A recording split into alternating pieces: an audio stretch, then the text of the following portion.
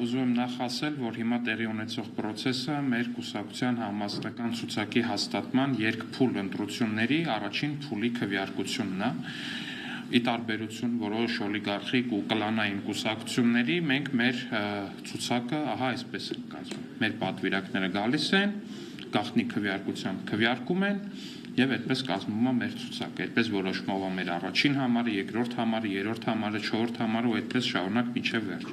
Ուրիշ կուսակցություններում դուք վստահաբար գիտեք, թե այդ process-ը ինչպես է տեղի ունենում,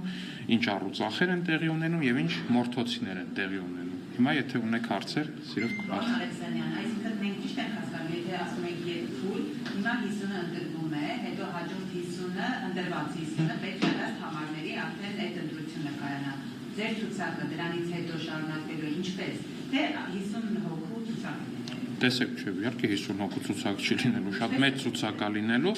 Հիմա ընտրվում է փաստացի առաջին 50-ը եւ երկրորդ 50-ը եւ մնացածն էլ է կազմվում իհարկե, բայց առաջին 50-ը ընտրված, որը որ կընտրվի այս քվեարկությամբ, իհարկե հետո օրենքով սահմանված կարգով քվոտայի միջամտություն կարվի, բայց այդ կազմավորված 50-ը հետագայում մի հատ էլ երկրորդ փուլի քվեարկության կանցնի, որպես այդպես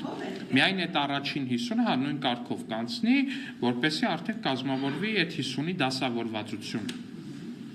Դրանից հետո մյուս 50-ը Ես մյուս 50-ը արդեն կազմավորված է, իհարկե քվոտայի միջամտությունը կլինի եւ արդյունքը կունենա որոշակի համաժողովի կողմից սահմանված կարգով կունենա շատ փոքր ինչ-որ միջամտության բան, հնարավորություն, բայց հիմնականը կլինի քվեարկության։ Այսինքն վարչությունը կարող է հնարավորություն ունենա 55-րդ համարին ենթադրենք տեղափոխի 57-րդ համար, այնտեղ 1 հոգու այսպես մի միջամտություն անի կամ 2 հոգու։ Չէ, էական փոփոխություններ չեն կարող։ Պարոն Ալեքսանյան, քանի որ մեկ անգամ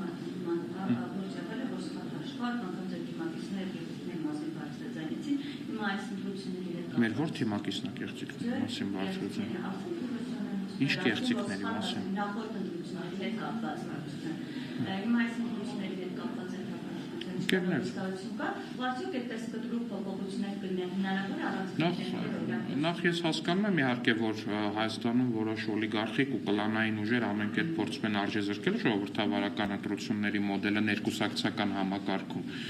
բայց ես ուզում եմ ձեզ ասել, որ մեր ընտրություններում ընդհանրապես ժողովրդավարության հետ կապված կամ կեղծիքների հետ կապված որևիցե միջադեպ չի եղել, բայց ես ուզում եմ ձեզ նաև ասել, որ սենց այսպիսի ընտրական մոդել, որ 1000 հոգի ընտրում է մեկ քվեաթերթիկի վրա 20 հոգու, 30 հոգու, այս դեպքում 50 հոգու։ Դա շատ բարդ ընտրություն է եւ շատ բարդ հաշվարկ է իրանից ենթադրում։ Այդտեղ կարա լինի սխալ մունք, կարա հաշվարկի ժամանակ մեկի ձայնը սխալ հաշվի, մեկինը շատ հաշվի, կարա 50-ի տեղը 49 տեսնի, կարա անվավեր քվեաթերթիկը վավեր համարվի, որտեղ օրինակ եթե 49 հոգու ընտրի պատվիրակը, դա անվավեր է։ Ու նմանատիպ սխալմունքներ լինում են ու հա կարա լինի այդպես սխալմունքներ, բայց դա ժողովրդավարության մաս է։ Մեր նախորդ ընտրությունները վարչության այնքան անբասիր են եղել, որ նույնիսկ ամենաանդիմադիր լրատվականները, բացի ինչ-որ մատից ծծած ինչ-որ նյութերից, ոչ մի բան նույնիսկ չեն կարծել նորմալ հորինեն այդ ընտրությունների հետ կապված։ Հիմա է մեր ամբողջ քվեարկությունը լայվով է ընթանում, բոլորը յուրաքանչյուր քաղաքացի աշխարհի ցանկացած ծայրից կարա մտնի տեսնի այդ լայվը, թե ոնց են մարդիկ քվեարկում, մեր հաշվարկն էլ է լայվով լինելու, մարդը կարա ամբողջ process-ը ինքնուրույն նստած հաշվի, քանի հոգի մտավ ընտրա տեղամաս, քանի քվեաթերթիկ հանեցին, քվեաթերթիկը հանելուց կամերային ցույց են տալիս, կարա ինքը ստոպ տա, ինքը նայի քվեարկության արդյունքները, ամբողջ ընթացքում քվեատուփը իր աչքի առաջ, այսքան ժողովրդավարական ընտրություններ, ինչքան մեր նախորդ վարչության ընտրություններն են, ինչքան հուսով եմ ու Աստված առաջ այս մի ընտրություններն են լինելու, շատ դժվար է պատկերացնելու։ Մեր թիմակիցները նման հայտարարություններ չեն արել։ Դուք մեր թիմակիցներին հայտարարություններ եք վերագրում, որոնք նրանք չեն արել։ Պարոն Ալեքսանյան, իսկ այս ընտրությունների ինչ-որ հնարավոր է կտրուկ այդպես փոփոխություններ, օրինակ առանցքային դեմքեր, ովքեր դուրսում են պետության արդյունքում։ Իհարկե, ամեն ինչ ընտրությունը ենթադրում է, որ ամեն ինչ էլ հնարավոր է։ Հիմա գնացեք մեր ընտրողներին հարցրեք ում եք ընտրել, կարծվի առանցքային ինչ-որ ձեր պատկերացմամբ առանցքային ինչ-որ մեկին չեն ընտրելու ու հենց այդ ընտրության իմաստը, որ ընտրությամբ մարդիկ որոշում են, կուզեն այսպես կորոշեն, կուզեն այնպես կորոշեն։ Իսկ հաշվարկը ինչպես է լինում։ Նախորդի պես Նախորդի պես եւ ամբողջ քվեարկությունը կավարտվի, առանձին օրերով հաշվարկ չենք ունենալու։ Ամբողջ քվեարկությունը կավարտվի, քվեաթերթիկների սկանավորման եղանակով, հետո նաեւ ձեռքով հաշվարկի տարբերակով ամբողջությամբ երկար process է, բայց որը իսկ արդեն վերջնական ցուցակ ամբողջական տեսքով Դե երբ որ երկրորդ փուլի քվեարկությունն է լինի այդ ժամանակ։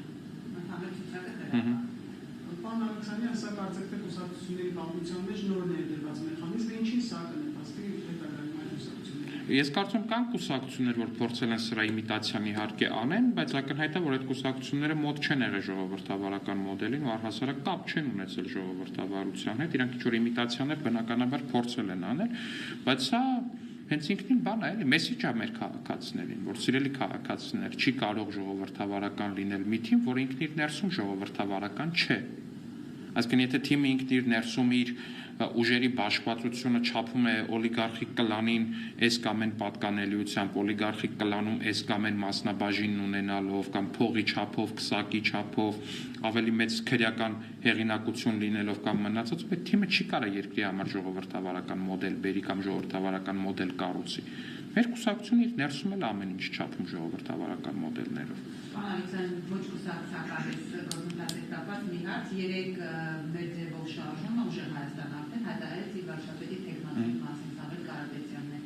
Ձեր դիրքորոշում այս առումով եւ արդյոք իսկապես լուրջ մրցակից չունեք արդեն դուք, որովհետեւ հանրային հարցումներով տարբեր սոցիոլոգներ նշում են, որ իսկապես նրա ակումը բավական բարձր է հանրային տեսանկյունից։ Հարգելի գործընկերներ, թույլ տվեք ասել, որ Սամվել Կարապետյանը չի կարող լինել Հայաստանի Հանրապետության վարչապետ կամ վարչապետի թեկնածու։ Ու դա ամրագրված է Հայաստանի Հանրապետության սահմանադրությամբ եւ օրենքներով, որտեղ ինչ որ դա Բայց սահմանադրագետները լավը չեն։ Կներեք, ես այդ դետալների մեջ չեմ մտնելու, ես Արամ Վարդևանյանը չեմ, Արամ Վարդևանյանին են միլիոններ տալի, թող Արամ Վարդևանյանն էլ նստի իրանց բացատրի, որ Սամվել Կարապետյանը չի կարող լինել վարչապետի թեկնածու եւ չի կարող լինել վարչապետ Հայաստանի Հանրապետությունում։ Այլ պետությունում գուցեև կարող է, Հայաստանում չի կարող։ Ես էլ ասում չի կարող նա լինել Հայաստանի Հանրապետությունում վարչապետի թեկնածու եւ վարչապետ, ինչպես ինքը չի կարող։ Սամվել Կարապետյանը չի կարող լինել վարչապետի թեկնածու Հայաստանում։ Ֆիլիպ Կիրկորովը չի կարող լինել վարչապետի թեկնածու Հայաստանում։ Վլադիմիր Սալավյովը չի կարող լինել վարչապետի թեկնածու Հայաստանում։ Պարոն Մադուրոն չի կարող լինել վարչապետի թեկնածու Հայաստանում, իսկ նա պարզ է ամեն ինչ։ Այսինքն հնարավորին թեկնածուն չգրանցնի։ Ժողովուրդ, ֆիզիկապես անհնար է, որ նրա թեկնածությունը ինչ-որտեղ գրացվի, որովհետև դա սահմանադրությամբ եւ օրենքներով արգելված է, չի կարող այդ մարդը լինել թեկնածու, չի կարող լինել վարչապետ եւ վերջ։ Ինքը Կիրկորովը, Սալավյովը, Մադուրոն, Իլոն Մասկը ոչ մեկ նրանցից չի կարող լինել։ Սա ինձ պարզ բան եմ ասում։